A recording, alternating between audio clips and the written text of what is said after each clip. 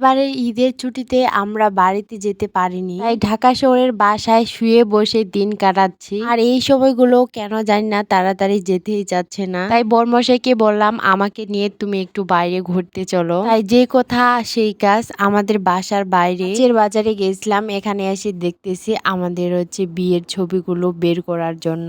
এই দোকানে আমাদের বিয়ের বেশ কয়েকটা ছবি বের করতে দিলাম। তারপরে হচ্ছে আমরা এখান থেকে বের হয়ে চলে আসলাম এই রাস্তাটাতে। আর এই রাস্তাটা হচ্ছে একেবারে ব্যস্ততম রাস্তা, আর এখন দেখতেছি একেবারে ফাঁকা।